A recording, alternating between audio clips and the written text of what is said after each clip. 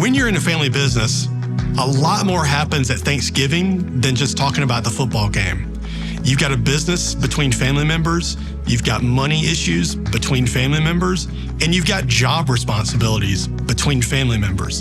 And so having that vision, changing the status quo, changing the nose to the grindstone, work, just to make money so that we can grow money for what? Raising those questions can be challenging between myself and, my parents' generation. Today, we're talking with a client who is the incoming fourth generation owner of a family business. They're in the local hauling and heavy truck business. They've got around 100 employees, tens of millions of dollars in revenue, and a fleet of dozens of trucks that are on the road every single day.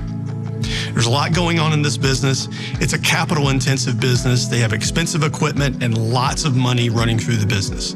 They've got considerations of debt usage, what to do with cash flow, and how to keep this going the distance for future generations.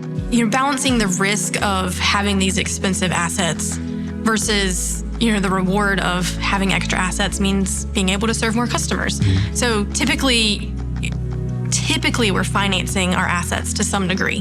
That can be challenging because we were speaking earlier that a lot of things can change in 2 to 3 years. Well, we're financing these assets for 5 years. Right. So we might make a choice this year. We're going to buy 10 extra trucks.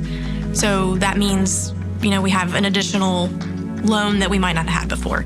When we're working with clients in capital-intensive businesses, we're focusing heavily on a particular financial metric called asset efficiency. Asset efficiency is basically how many dollars in sales do you get per dollar in assets.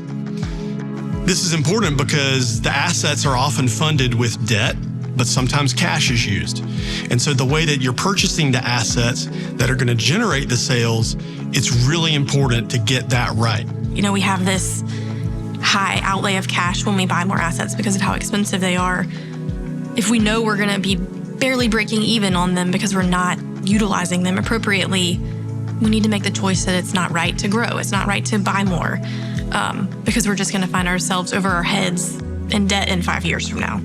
Well, we didn't understand what the pace we could maintain was without the metrics that we've received and kind of discussed through our work with Pendleton Street.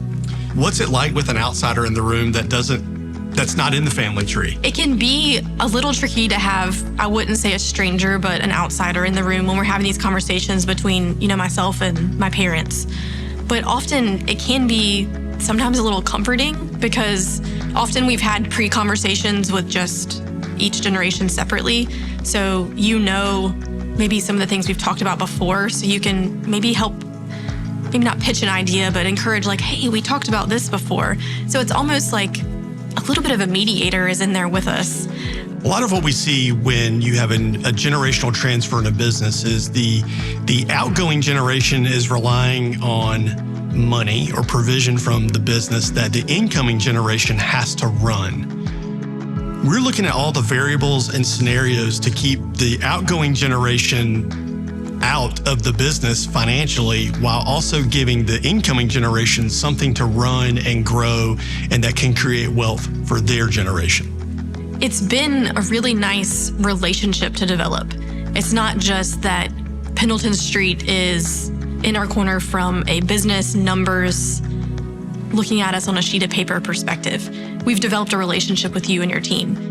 You know us personally. You've learned our personalities and how we work together and how we may or may not communicate and how to maybe get us to make a decision. It's such a benefit to me, my family, and our business to have a friend more than just a business advisor. If you want to understand more about how to make a smooth and sane transition between Generation 1 and Generation 2 of a family into a business, check out our website at pendletonstreetadvisors.com.